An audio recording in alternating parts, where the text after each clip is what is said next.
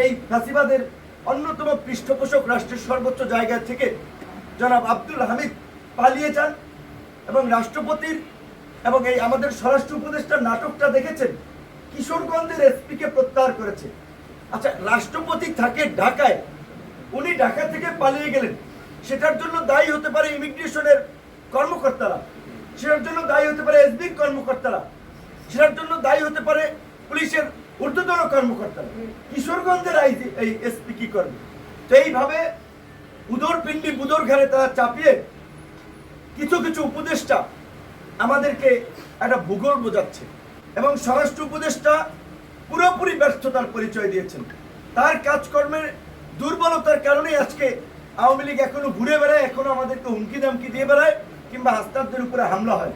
তাই আমরা মনে করি এই স্বরাষ্ট্র উপদেষ্টার দিয়ে কাজ হবে না, এই স্বরাষ্ট্র উপদেষ্টা পরিবর্তন করতে হবে এবং একই সাথে এই দুর্বল অনভিজ্ঞ এই উপদেষ্টা পরিষদ দিয়ে এই রাষ্ট্র সংস্কার এবং নতুন বাংলাদেশ বিনির্মাণের কাঙ্ক্ষিত লক্ষ্যে পৌঁছানো যাবে না। আমরা বারবার বলছিলাম এটি একটি জাতীয় সংকট, এই জাতীয় সংকট থেকে দেশকে উত্তরণের জন্য জাতীয় সরকার দরকার।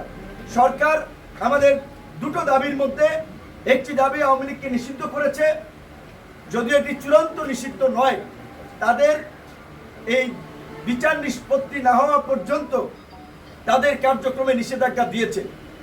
আমরা নির্বাহী আদেশে একেবারে চূড়ান্ত নিষ্পত্তি চাই না, আমরা বিচারিক প্রক্রিয়ায় তাদের একটা নিষ্পত্তি চাই। কারণ তারা গত 16 বছরে যেই গুম খুন মানবতা বিরোধী অপরাধ এবং গণতন্ত্রকে ধ্বংস করে একদলীয় শাসন ব্যবস্থা কায়েম করেছিল, তাতে বিচারিক প্রক্রিয়ায় আওয়ামী লীগ নিষিদ্ধ হয়।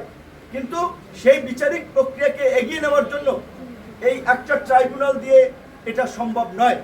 সেই কারণে আমরা মনে করি একাধিক ট্রাইব্যুনাল গঠন করা দরকার।